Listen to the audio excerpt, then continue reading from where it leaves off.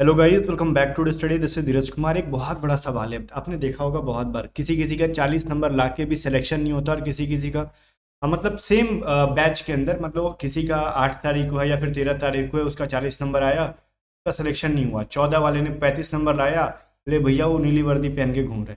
ऐसा कैसे हो जाता है? ये क्या नाइंसाफ़ी है? नहीं, ये नाइंसाफ़ी नहीं है, ये ईमानदारी है। इस ईमानदारी का नाम कहते हैं नॉर्मलाइजेशन। ठीक है, अब नॉर्मलाइजेशन किस तरीके से काम करता है मैं बता दूंगा। आप में से बहुत लोग बाद में ना सनकने लगते हैं कि भाई हमारे साथ तो धोखा हो गया, हमारे मार्क्स इतने थे घटा दिए।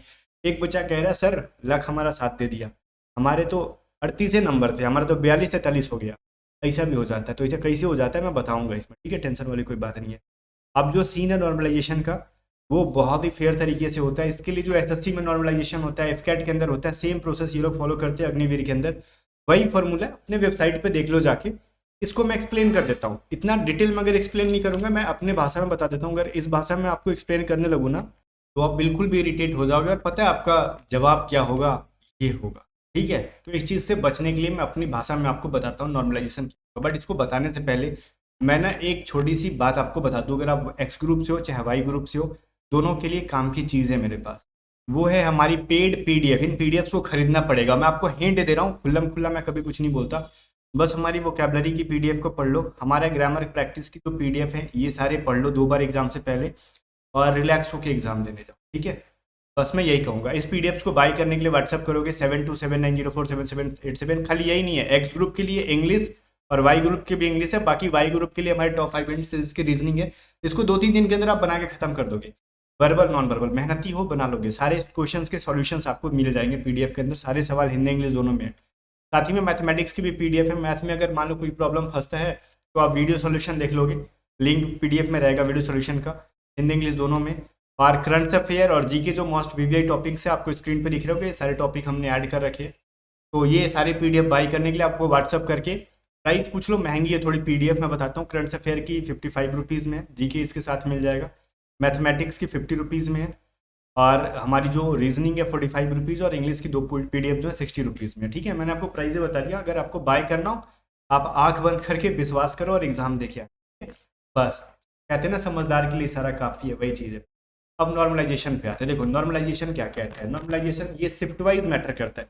इन्होंने सबसे पहले कह रखा है हम ये शिफ्ट वाइज टारगेट करते हैं। एम आई जे का मतलब है, एम आई जे का मतलब है नॉर्मलाइज मार्क्स ऑफ जेथ candidate of the I shift. मतलब जे जो मान लो जो जेथ कैंडिडेट का मतलब क्या मैं बताऊंगा, और आई शिफ्ट का मतलब क्या मान लेते हैं ना।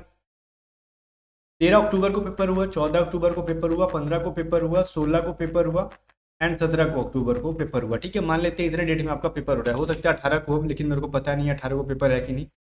तो 13 तारीख को क्या होगा, मैं कट ऑफ के बारे में बताऊंगा कि कितना नंबर टारगेट करना है। पहले नॉर्मलाइजेशन जान लेते हैं। तो मान लेते हैं 13 को इजी पेपर आ गया, उससे थोड़ा सा टफ आ जाएगा 14 को। ठीक है, थोड़ा सा मान लो टफ नहीं, मान लो मॉडरेट आया, उससे हल्का सा मॉडरेशन यहाँ पे थोड़ा सा डिफिकल्ट लगा 15 को। 16 को जो टफ आया, 17 को और टफनेस उसकी बढ़ गई। तो करते करते होता है ऐसा ही, 13 से 14, 15, 16, 17 जाते जाते थोड़ा सा टफ हो जाता है। लेकिन जरूरी नहीं है कि देखो 13 को तो 3 शिफ्ट हो रहे हैं, एक ए बी सी 3 शिफ्ट हो रहे होंगे। तो जरूरी नहीं है कि 17 को भी ए बी सी में तीनों के तीनों टफ हो। कोई एक शिफ्ट टफ हो गया, 2 शिफ्ट टफ हो गया, कोई इजी भी हो जाता है। तो ऐसे सिचुएशन में अगर नॉर्मलाइजेशन ना हो, तो फिर मान लो अगर 13 को तीनों शिफ्ट के बच्चे अगर सारे इजी वाले मार लेंगे मजा, तो फिर तो सिलेक्शन इन्हीं का हो जाएगा। पहले ऐसे ही होता था, इजी वाले मजा मारते थे, बाद में सबको सजा भुगतना था। अब क्या सीन है, वैसे नहीं होगा। अब 13 तारीख के ए शिफ्ट का हम लोग नॉर्मलाइजेशन करेंगे अलग से।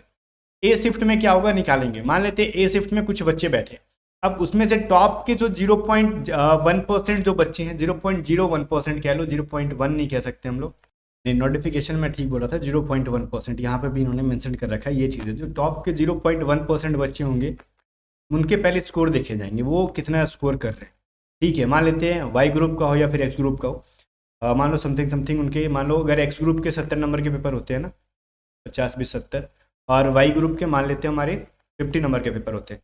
तो टॉप के 0.1% बच्चे ने क्या कर रखा, कितना स्कोर कर रखा। मान लेते हैं ना 0.1% बच्चे हैं, 70 में मान लेते हैं 50 स्कोर कर रहे हैं। ठीक है, और वाई ग्रुप में मान लो ऐसे कुछ लोग हैं 45 स्कोर कर रहे हैं, या फिर कोई बच्चा ऐसा है जो 0.1 में 47 कर रहे हैं। ठीक है, टॉप के जो 0.1% बच्चे हैं उस शिफ्ट के मान लेते हैं 47 कर रहे हैं। और फिर क्या होगा, इस शिफ्ट का ना पूरा पेपर का एवरेज काउंट किया जाएगा। इस पूरे शिफ्ट में जितने बच्चे हैं उनका एवरेज स्कोर क्या रहा है।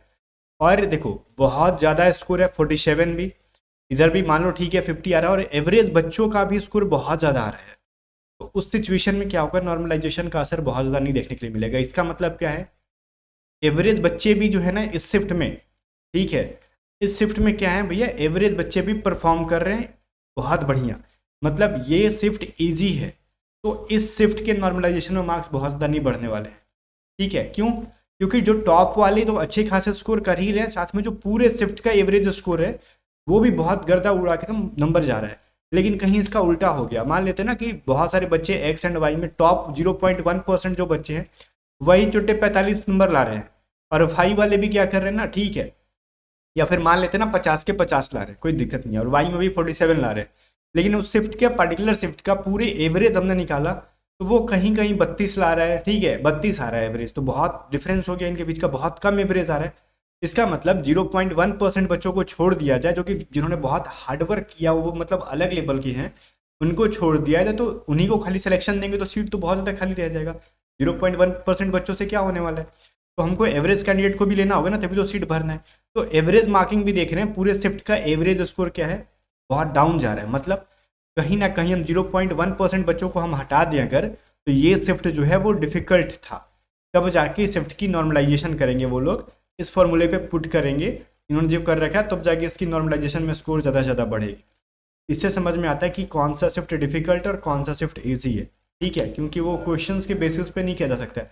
ऐसा हो सकता है ना कि मान लो कोई डिफ़िकल्ट शिफ्ट है, ठीक है, वाकई डिफ़िकल्ट है, और उस शिफ्ट में जितने भी तेज़ तरार बच्चे हैं वो सारे जाके एग्ज़ाम दे जाते हैं।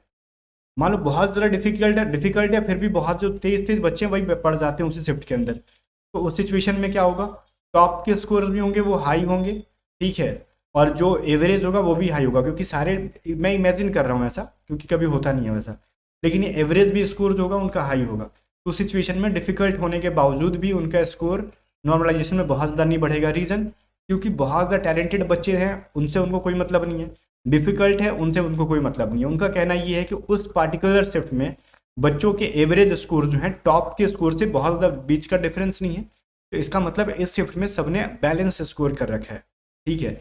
और कहीं कहीं ईजी शिफ्ट में भी सारे नल्ले बैठ जाते हैं, टॉप स्कोरर के भी मार्क्स बहुत कम है और एवरेज स्कोरर के भी मार्क्स बहुत कम है, तो उस सिचुएशन में इनको भी फ़ायदा मिल जाएगा, डेट इज़ कॉल्ड नॉर्मलाइजेशन, ठीक। तो यही चीज़ है, नॉर्मलाइजेशन बहुत अच्छी चीज़ है, इसका फ़ायदा हो जाता है, ओके ना। अब हम बात कर लेते हैं टारगेट की। तो टारगेट कितना करना है, आई होप गाइस अपनी भाषा में मैंने आपको समझा दिया, बाकी इस फॉर्मूला को समझाऊंगा तो फिर बैठ के रोने लगोगे। अब टारगेट कितना करना है, चाहे आप एक्स से हो चाहे वाई से, अगर मेल हो ना तो आपका टारगेट यही रहे कि आप रॉ स्कोर 40 कर लो, ठीक है। ये मतलब एक्स ग्रुप में 40 से ज़्यादा हो जाता है, कोई दिक्कत नहीं है, लेकिन 40 तक करो, वाई ग्रुप में भी 40 तक, मिनिमम आप 40 तक स्कोर करो। क्योंकि मैं रॉ इसको देखो, दो टाइप के स्कोर्स होते हैं, स्कोर देखो दो स्कोर होते हैं, स्कोर दो टाइप के होते हैं, एक होता है रॉ स्कोर, एक होता है नॉर्मलाइज स्कोर, ठीक है। एक जो उन्होंने लिखा होगा रॉ स्कोर को ऑब्टेंट स्कोर, मतलब ऑब्टेंट स्कोर मतलब आपने बिना नॉर्मलाइजेशन के कितना नंबर लाया। मान लेते बिना नॉर्मलाइजेशन के 35 लाया, मान लो आपका डिफिकल्ट शिफ्ट पड़ता है तो आपके ये क्या हो जाता है 38 हो जाएगा, तो उसको नॉर्मलाइज मार्क करेंगे।